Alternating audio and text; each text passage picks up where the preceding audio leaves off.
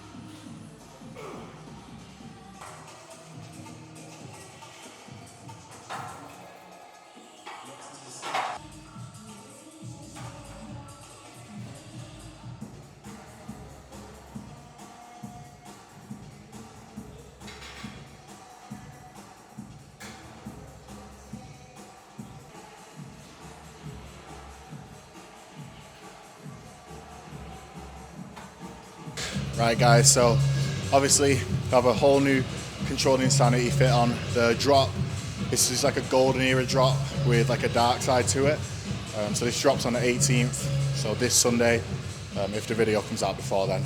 But yeah, obviously, you know, use my code OnePunch if you want to support me, but the whole fit right now is from Controlled Insanity. So we have the crew necks, which is one of my favorite things. Then we have shorts, so I think this is the first drop with shorts. So everything that you're seeing comes in 3 different colors. I think this comes in navy blue and black. The shorts come like this in navy blue as well, or in red. And then I also have the tank top on, which obviously I'll take this off later so you guys can see it properly. But yeah, obviously a new hairstyle as well, which doesn't come with the drop. I just change my hair every time that we record a video. But yeah, so if you guys want anything, the drop will be on the 18th. And for my guys that are here in the UK, the shipping is cheaper this time. I know obviously a lot of you messaged me about the shipping. Obviously, you know, I'm not in control of that, but it is something that they're working on. And yeah, I believe this drop is going to be the first drop where the shipping is reduced by quite a bit anyway. I'm not sure how much, you know, because obviously it's dollars, but yeah, they told me that it's going to be, I just spat everywhere. They told me it's going to be reduced. So yeah, if you guys want something, this is probably the first drop where the shipping won't make it, you know, twice the price. Anyway, back to the workout.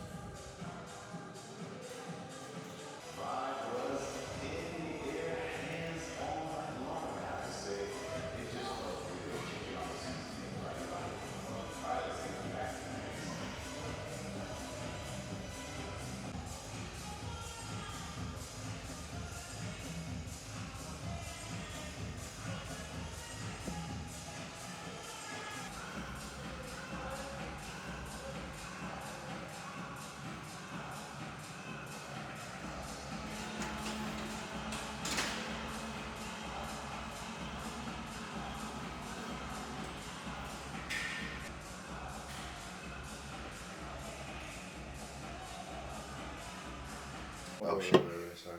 There you go. Alright, Right, okay guys, back from the gym. I'm about to get my post-workout meal in, which, for you guys that are wondering, right now my post-workout is 175 grams of cereal. The cereal is always less than 3 grams of fat per 100 grams. And yeah, that's it, 2 scoops of whey protein as well. And then I'm going to go through this Q&A, and then all I have done for the rest of the day is to just get client check-ins done and finish my steps. So yeah, like I said, we're 8.5 weeks out right now. So perhaps not, I'm not in the state I was in when we filmed the video, just before Toronto, where I'm very, very fatigued. I'm not as lean as I was then, I shouldn't be, but I'm definitely leaner than I was 8.5 weeks out of the last competition. I feel like we've managed to improve my arms and my lats a little bit. And yeah, it's just a case of staying at home now and just locking in on training. Everything. We travelled after the last video I've done. I was in Portugal for 5 days, and that was just a nice little break. And then we were in LA for obviously the Control Insanity drop. And the next time I travel will be for the Olympia. But yeah, so I asked you guys to ask me some questions, so I'm going to answer a few and then I am going to start eating. Okay guys, so first question that we have is 1 set per exercise, like Dorian Yates style of training, better than higher volume? So, in terms of studies and stuff, they do say low volume is a better approach for, building muscle. And in general, I agree with that. I think there are certain times when higher volume is better for an individual, and that's for people that, maybe they can't train how you should train with a lower volume. You always train with the highest intensity possible, and train to true failure, which is a skill. For example, a set of failure when you're 18 or 19 is probably not going to be as well executed as a set of failure when you're 25, 26. If you've been going to the gym for that amount of time, I can tell you that when I first got into that kind of training, I still train hard, but the quality of my sets and the level of intensity that I push to, in terms of skill, is better now than it was back then. But I can give you an example. Like for me, when I train my arms with lower volume numerous times, numerous preps, and my arms are just flattened out. And we have a little bit of higher volume now. I have more sets on my arms than anything else. And I have always feel, me and my coach have agreed that it gives my arms a better look. Remember, bodybuilding isn't just about like one thing. Isn't just about, building muscle. It's about how it looks as well. You got your proportions to worry about, your conditioning. And you're trying to kind of do contradicting things, especially when you're competing. You're trying to build muscle and lift as heavy as possible, perform at the highest level while taking as much body fat as possible off of your physique. So for me, I need my arms to have a fuller look as well. So next question, do I have a mobility stretching routine? Yeah, I do. I stretch every morning. I think I said this on the video in Toronto. There's not really any, secret or special stretches. I just stretch. I do like 2 stretches per muscle group, so 2 for my chest, 2 for my delts, 2 for my lats, 2 for my traps, and then same quads, glutes, hamstrings, hip flexors and calves. And I just hold each one for like 15 seconds and then 30 seconds. It helps a lot with posing really, and it just makes me feel better, especially, the bigger you get, the easier it is to kind of lose flexibility and feel uncomfortable. So yeah, the easiest suggestion I have for you there is to just find a YouTube video of like, different stretches that you like and just get better at it over time. Next one, what is my current split? I'm only going to answer this once because I've got questions about my split. My split obviously is, individual in terms of the exercises and stuff that I do, but right now I have a push session on Monday. Obviously I have my first pull session today, which also has hamstrings in it. Then I have a push session again on Thursday, and then a leg session on Friday, which is a very, very low volume leg session in terms of it's a little bit of quads and a little bit of hamstrings, but it's not a crazy amount of sets at all. I have like 5 working sets for my quads. And then I have a back and bicep session on Saturday as well, because back is, again, probably but my back and biceps, one of the muscle groups that needed to improve the most. So, not a question. When you go to USA, make sure the top coaches see you. So I saw this question, right? I just worked with Callum and we got a perfect score and beat multiple Olympians. Like, why does it matter about other coaches? You know, me and him obviously work together really well, and we've figured out a method. You know, mostly him, he figured it out. A method that works really well for us. So, you know, it doesn't matter who coaches you guys. The only thing that matters at the end of the day is the result.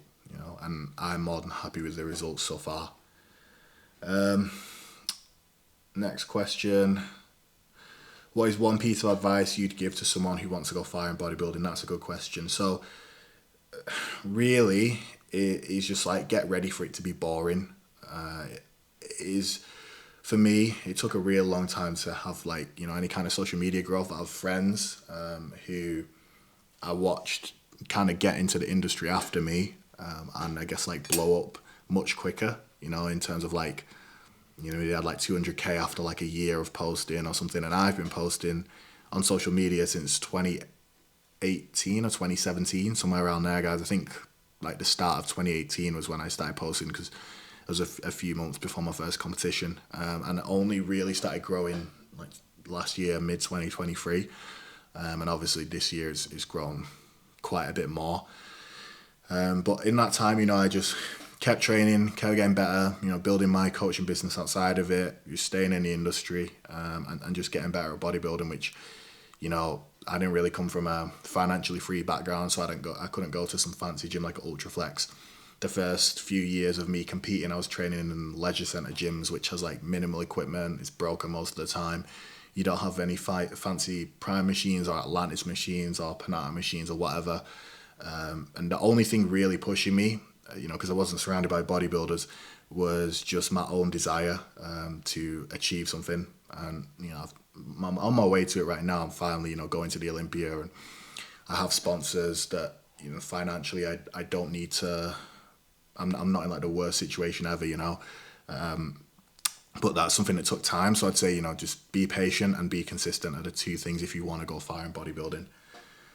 I'm going to do one more question and then I'm going to start eating. So next question that I had was Tom Platt's legs or Ronnie Coleman, Jay Cutler arms. I'm immediately saying Ronnie Coleman or Jay Cutler arms. Tom Platt's legs are absolutely crazy. You know, I think my legs are pretty crazy, not Tom Platt's level, but they are pretty crazy. But when the bigger your legs get, trust me guys, like it's not very practical, and it's a little bit scary for the average population. Whereas Ronnie and Jay arms, you know, everyone's impressed by that, and like who doesn't love having massive arms? But yeah, I'm gonna start eating and then I will answer some more of the questions. Okay, both of us ate, so now we're feeling a lot better. Anyway, some more of these questions. Am I planning to do some guest poses? So yeah, I've got a guest posing coming up for my coach's show, the Ray Strick Rumble, in 3 weeks, I think. So I will be like just under or just over 6 weeks out when I do that guest posing. You guys should, you know, if anyone is in that area or, you know, is considering going to the show, I guest posed at the show last year. It was like the best NPC show that I went to, especially at the regionals. It was stacked, you know. I know some of the competitors that are competing there, following along with their preps and stuff. Really good amateur bodybuilders. So yeah, that's where I will be guest posing next. Next question. How has bodybuilding helped your health and your mental health? That's a good question. So, you know, to a point, bodybuilding helps your health. Then, you know, competitive bodybuilding is going to be detrimental, but I'm going to be honest, guys, like every professional sport, you get to a level where it is, you know, so physically taxing in some kind of way. It's not healthy anymore. Like, there's a reason athletes have off seasons and, you know, they're peaked for, you know, like boxers are peaked for fights, or, you know, rugby players and American football players and stuff, they play for like, you know, only so many months a year. And it's because what we're doing is so physically taxing.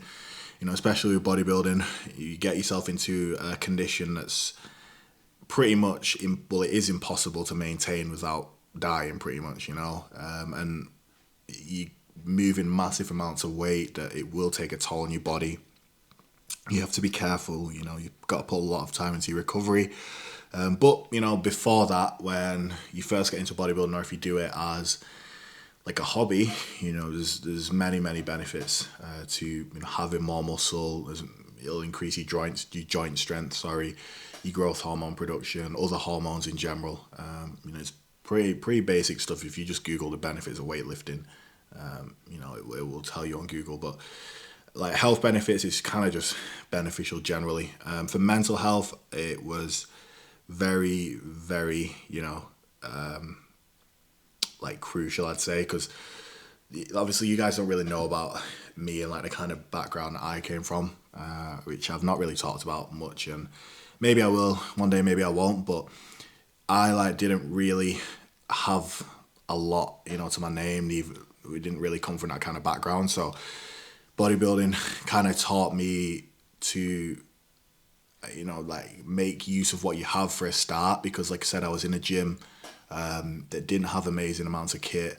I wasn't surrounded by bodybuilders and coaches and stuff. I was literally in a little corner of England just doing my own thing for years and years, and I got to a point where I was better than pretty much all the classic amateurs in the country, got my pro card, and now I'm the first guy in this country from the Classic Physique to go to the Olympia in like 2 years, and that's not something that you can really just do. People think, it's genetics, and it's not. Like, I can tell you right now, if I didn't have the mental strength that I had for that show, I wouldn't have won it, because the guys, next to me were very, very good bodybuilders. Some of them have already been to the Olympia, they've won pro shows. So it's not like I was, going into a no-name show. I had to make sure that I was mentally sound every single day for months to apply myself. And that's one aspect of it. Another aspect is just something that my old coach told me, which is bodybuilding's highs and lows. And that it goes the same for life, So being able to get through the low periods is crucial in your life, because otherwise it can drag you down, pretty far. And it's the same with bodybuilding. There's certain periods where it's not fun, or you're injured, or you're sick, and being able to get through those periods without falling into bad habits or giving up, I suppose, is going to teach you a lot about life.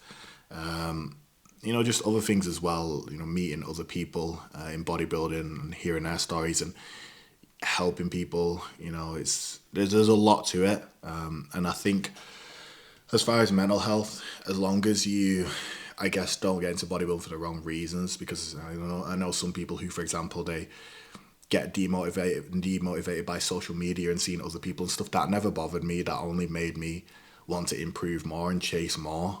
But that's, I guess, my personality. I think it does build up a lot of resilience as well. Next question. Ronnie, Dorian, Jay Cutler, Phil Heath on stage, all in their prime. What's the placings? Oh, that's a tough question. I'm not going to make everyone happy with that one. So I think if everyone's in their prime, I'm just going to have to put Ronnie Coleman first. I'm going to put Phil Heath second, which might be controversial, but his physique in like 2011 to 2013 is pretty much perfection. Then I think I'm going to put Dorian in third. I'm going to put Jay in fourth, but I think those two could really be switched. I mean, this list, I think you can argue to put almost everyone in every placing, but that's just my personal, how I view bodybuilding. That's my opinion on what the placings would be. I'm not saying Jay is like a fourth place bodybuilder. He beat two of the guys on the list. He beat Ronnie and he beat Phil. And he's the only bodybuilder to come back and win an Olympia title. He's one of my favourite bodybuilders, in and out of competing. But I think Dorian, you can't really deny how good he was from a conditioning point of view and his mass. But I do think that Phil is almost like a version of Flex Wheeler or Kevin Levrone, where if they truly nailed it, they could have beat Dorian. And, there's podcasts and interviews and stuff of Dorian admitting that about people like Flex Wheeler. They could have beat him if they were a little bit more, I guess, if they had his kind of mindset. And I think Phil Heath does have, or did have, at least in his time, have that kind of mindset. The only thing that really took the titles away from him was physical injury. So I do think that he could beat Dorian with how he was gifted and how hard he worked. And then obviously, Ronnie in his prime is literally just Ronnie Coleman. So, yeah. Next question. How long did you train naturally? So I got into the gym when I was, I think, a couple months before I turned 18, 17 or 18, and I was natural until I was 23. I have another question that was related to this. I'm going to see if I can find it, and I'll answer them together pretty much. The other question was how hard was it for me to make the decision to go assisted? So how did I do it? I did it the same way everyone else does it, with a syringe. But how hard was it to make the decision? So I did 3 shows naturally. One of them was a Classic Physique show. As most of you probably know, the video is on this channel as well. And I had already decided that I wanted bodybuilding to be my career. After winning my second men's physique show, because like I said, I won both of them. I won it overalls. That federation had multiple overalls, and I won them all. So I was like, I realized I can go far with this. I knew that at the time my legs were my best part of my physique, so I moved to Classic Physique. And I was like, right, if I can win an overall here, and then I will, I'll go all the way. And I was going to do it after. I was going to try and get my pro card naturally, but with obviously working with Phil and being a little bit more wiser, because I was going to actually start being enhanced when I was 21. I waited till I was 23, and he was like, look, let's spend a bit more time getting bigger. And obviously I think by the time I got my pro card I was 24, so I'd been enhanced for a year by the time I got my pro card. But as far as how hard it wasn't like a decision where I was like, will it pay off? Because I knew, I was already getting better at dieting, getting better at training through working with Phil. It's like, it's only going to make those things better. But like I said, almost nowadays, I feel like people hop on at 17, 18, 19, which in my opinion is ridiculous. Like, you have no business doing that unless you're already at a point like I was. If you're winning overalls in bodybuilding shows, don't listen to me. But if you're like 1 or 2 years into lifting, you're not sure if you want to compete, you don't know if you're even good, like, you need to spend more time getting better at bodybuilding before you consider something like that, because it is a life-changing decision. Next question. How's your mindset going into the Olympia? Best of luck. Thank you. So my mindset going into the Olympia is a lot less stressed than I was for Toronto. I did have a lot of pressure going into Toronto. I appreciate it. I saw a lot of bodybuilding pages, bigger pages, posting me quite frequently. Some of the captions would, they were picking me to win. And obviously I had a lot of people on TikTok and stuff that were saying I'm going to smoke the show. I had my sponsor, Kevin, owner of Controlled Insanity. When we first called, before I'd even joined the brand in December, I remember him saying that he's like, got no doubt I'll get to the Olympia. And I was like, it's kind of a crazy thing to say, but he was proved right. And I guess because I don't have that kind of pressure, I'm not going to win the Olympia, I might do very well. I just want to do very well, to be honest. I think if I can look better than Toronto, then I will do very well. But that's my main aim right now. So I'm a lot more chilled out because I hadn't competed in almost 2 years again when I did the Toronto show. So now it's fresh, and it's just a case of doing what I've just done, but doing it, working a bit harder, just pushing a bit more, getting a bit better. It's simple. It's not easy, but it's simple. So my mindset is very positive, relaxed in terms of I don't have, anxiety and nerves, and I'm not stressed out. Maybe a few weeks closer I will be, but for now we're just handling business. Next question. How can you find your purpose in life? So I was kind of lucky that I found mine early. I don't think it's something that you can force. I'll just say that for a start. I guess probably the easiest way, and something that I always told myself from maybe about 18 or 19, because I wished I did it when I was younger, but I didn't, was to just take every opportunity that is gifted to you. I think if you do that, you'll probably find some kind of purpose in your life a lot earlier. Now, obviously, there's nothing wrong with finding purpose in your life later. Some people find purpose in a life when they're 40 or 50, which they're cooked, but they still found a purpose.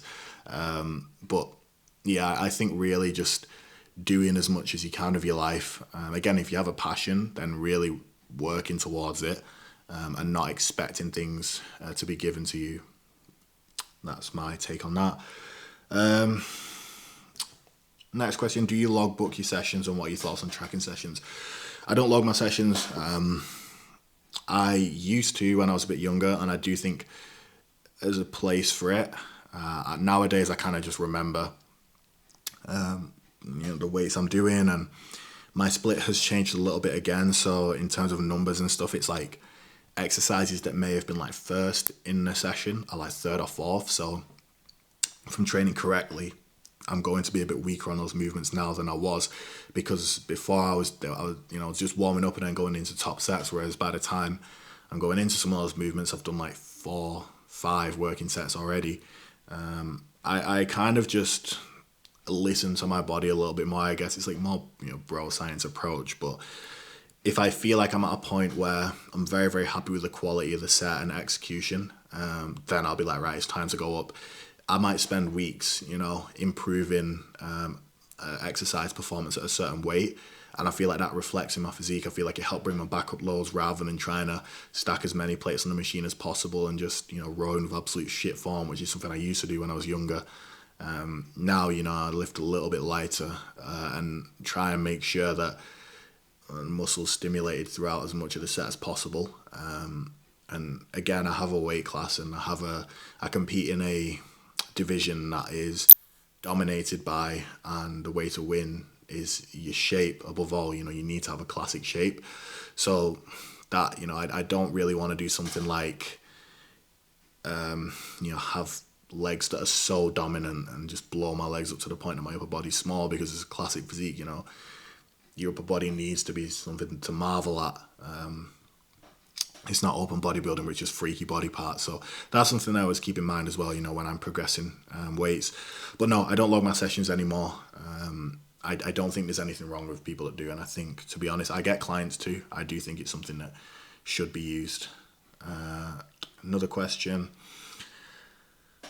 What's the biggest change between your pro debut and your Mr. Olympia prep? There's not any crazy changes. I just guessed that a little bit more self-belief, because I had no idea what to expect for Toronto. I still have no idea what to expect for the Olympia, because again, it's a whole different ball game. It's the best of the best. Like, there isn't a bigger show to do, and it'll be my 6th Classic Physique show. It'll be my 8th bodybuilding show. So I'm gonna feel like a beginner again, going against the best in the world, people that I've been watching on YouTube, following on Instagram since 2018. I watched every Olympia from my phone or laptop or TV or whatever for however many years, and this time I'm going to be going and I'm competing there. So my biggest change has just been on my mindset. I guess I'm a little bit more, like I said, relaxed in terms of I'm not putting unnecessary pressure on myself, and I'm not stressing. I'm just handling business every single day, doing what I did to get to Toronto, to get to the physique I got to in Toronto, but I'm just doing it a little bit better and pushing a little bit harder. Next question, do you wear a belt in the off season, or do you just not wear one full stop? No, I don't wear one. I used to when I was younger. I just don't really have a need for it anymore. What do you think of the potential of French Dino? So Stefan Matala. I've met him before. We have pictures together on my TikTok, actually. I think on my Instagram as well. He's a great guy. He's really, really chill person. I think his physique is unbelievable. I think he can do he's already done very, very well in Classic. He won a show last year. I watched him win a show last year. I was in Portugal. I was in the same town, actually, that the bodybuilding competition was in. But I was actually going to do the show, the Portugal Pro, that he won. And that would have been interesting to do. Obviously, can't wait to see him at the Olympia as well. But I think his potential is as far as he wants to take it, really. Do you watch anime? My Instagram username should answer that for you. Any more questions here? What's your favourite controlled insanity piece?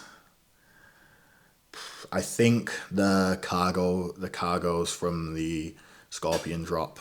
You can wear that with pretty much everything. And yeah, the quality has always been good with controlled insanity, but I think that's a design where they get nailed absolutely everything. What is motivating you most and keeping you going is prep. I mean, that should be simple, right? I'm doing the Olympia. Like, it's like asking someone someone in the NBA who's training for the NBA finals, or asking someone who's training for the Super Bowl, or asking an Olympic athlete who's training for the Olympics because they've already qualified, like, what's keeping them going. The end goal is keeping me going. I wake up every day and I'm training for a competition I've dreamed of for years, so it's pretty simple. Advice for self-coaching the first bodybuilding comp and thoughts of competing in multiple classes. So my first 3 competitions I coached myself, and I won them all, funnily enough. First time I lost a show, I had a coach, but I had a much better physique and I competed at a much higher level. I think it's hard to say because although I did do well, I know if I had a coach I would have done better. And your mind does play some tricks on you, whether people want to admit it or not. Everyone in the world, Chris Bumstead is very open about his struggle with body dysmorphia, and that is someone who is practically unbeatable. Like, he's probably the only bodybuilder that we've had in recent years that's comparable to Phil Heath in terms of his dominance, and that's someone who doesn't feel confident. I can guarantee if he prepped himself without a coach, he would probably make a few mistakes and not look as good because he isn't, he doesn't have a sound mind. You don't have a sound mind in competition prep, especially the leaner you get, the more doubts, the more you'll question decisions and how you look. You don't really know what you're looking at in the mirror. I talk clients through this multiple times a week. They'll get physically leaner and I can show them 2 pictures of, last week and this week, and they're clearly better this week. But they'll just see something different because, they're almost, it's almost like a placebo where you trick yourself into thinking you look worse because you're just like, no, there's no way I could look good because I feel terrible, type of thing. So there is that. It can be done, but I would at least have a second eye. And if you do have a second eye, it should be someone who is not just going to kiss your ass and tell you what you want to hear. It should be someone that's, very, I guess, blunt almost. Like, that's something I appreciate about Phil back when he used to coach me, is he didn't just blow smoke. He would tell me if a pose was shit, he would just say the pose was shit. If a body part was like just not impressive, he would tell me. He would make sure that I knew everything I needed to do to get better, and that helps me get much further than if I just had someone tell me I look amazing, every single week. As for the competing in multiple classes, yeah, do it. I've seen people do it at many amateur shows. You probably have even more fun. You get to be on stage more, so why not? What is your waist in inches? I get asked this a lot. I don't know any of my body part measurements. Again, bodybuilding is just about how you look. It isn't about what you lift. It isn't about how you look the night before. It isn't about how you look the day after. It isn't about your body measurements. It's literally just about how you look when you're on stage, and that's it. So I don't concern myself with anything else other than that. Tips for cutting. Look, man, this is like a very basic question, but I would say try and emphasize a little bit more recovery. Try to get a bit more sleep, and definitely one I'd say is definitely be mentally prepared for a bit of a struggle, even if it's pretty chill. Some of it will be a challenge, and get a coach. And we'll do one more question here. So the last question was, where did I see it? Any words for someone that feels lost in life with their future looking uncertain? So I dealt with that a lot, in terms of my career and stuff when I was younger. And like I said, financial, you guys can probably figure out what it was like for me before. Growing up, it wasn't the easiest thing. But I honestly, I would say try and find, I always try and see positives in life. Like, in almost every situation that I've been in, at least, there is at least one thing, even if it's just something that makes you happy, whether it's like music or anything. Those kind of things can just help you to keep going. And like I said before, life is highs and lows. Like, even people who you know or you see on social media and they seem like their life's amazing and every single day they wake up and it's a movie, like I can guarantee everyone in the world at certain times is going through low periods. They'll feel uncertain. No matter how hard you work, it comes and goes. And I think recognizing that is very important. And yeah, the most important thing there is to just keep going. You know, if you have people to talk to, friends, family or whatever, even if you don't, because I've been through times where I was very, very alone. The most important thing there is, like I said, just to find something that gives you some kind of comfort. It'll help you push through those times a lot. And just remember that, you know, nothing in life is like forever, absolutely nothing. So even if you're going through a terrible time, it can't last forever. If you're going through a good time, it's also not going to last forever. So that's something that I always kind of took comfort in. Like when I was going through a situation that was bad, you know, it was like a breakup or injury or money, whatever it was, I'd like be able to tell myself that like I'm not going to feel like this for the rest of my life, even though it feels at the time like you will. So yeah, I think, you know, when you feel like you're lost in life and looking uncertain, just tell yourself, I mean, you know, life, as long as you have some kind of plan and you're not just going to wallow in self-pity, then you won't feel like that forever.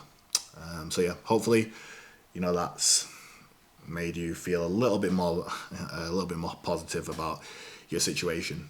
So yeah, I'm going to end the video here, guys. Thanks for your questions. We will get another video done, I think, next week. It'll probably be the last video with my good friend Lewis, which is crazy because we've been filming for like 6 years, 5 years. Yeah, like 5 or 6 years, you know, which is, yeah, which is crazy. So yeah, we'll get one more video in, make sure it's a good one. And yeah, that's pretty much everything I have to say. Again, just a reminder about the Controlled Insanity drop. You know, everything that I'm wearing here will be in the drop. If you guys want to see the full catalogue, I don't have everything. I couldn't take it all back from LA, but I have a lot of stuff. But if you guys want to see the full catalogue, it's on the Controlled Insanity page. I think it's the most recent post right now. And like I said, you can use code OnePunch to support me, or, you know, if one of your athletes or someone else, make sure you use their code to support them. But yeah, that's pretty much everything, guys. Thank you for watching the video, and I will catch you next week.